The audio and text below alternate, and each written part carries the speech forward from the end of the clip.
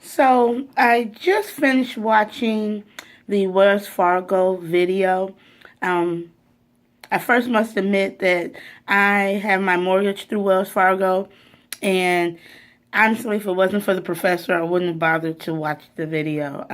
I actually did delete it from my email, but nevertheless, I watched it a couple of times, and then as I was watching it, I actually started looking at reading throughout chapter 8 on reinforcers.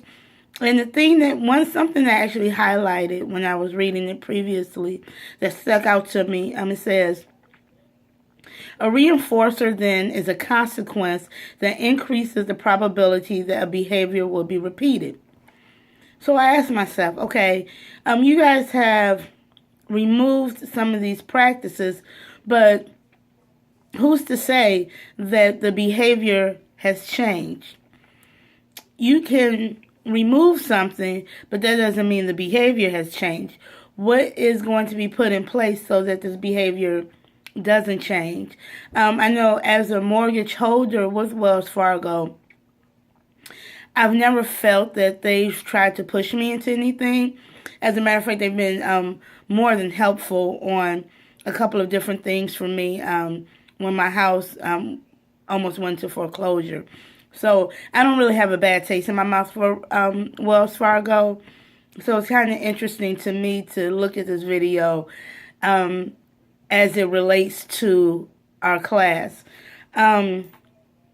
So one of the things it does say is that a positive reinforcer is any consequence that follows a behavior and increases the likelihood of a behavior occurring again.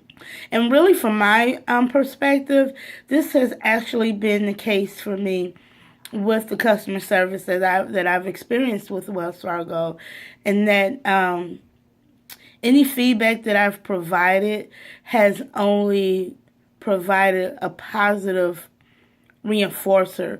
I've received phone calls when I've done surveys, and I really can't say anything negative. I would like to know some of the actual things that occurred with some of the behaviors that the salespeople were displaying, so I can get a better understanding of what happened.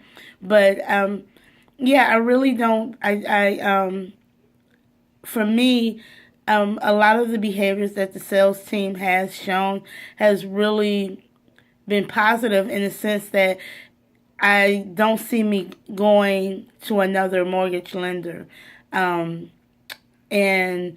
they've repeatedly used really easy tactics in helping me and assisting me with my mortgage. So that's my feedback. Again, if it wasn't for the professor, I would not have bothered to even look at it. But I'm kind of glad that I did. And when Wells Fargo sends me something, I think I'll be a little more cognizant on actually looking at what is sent to me.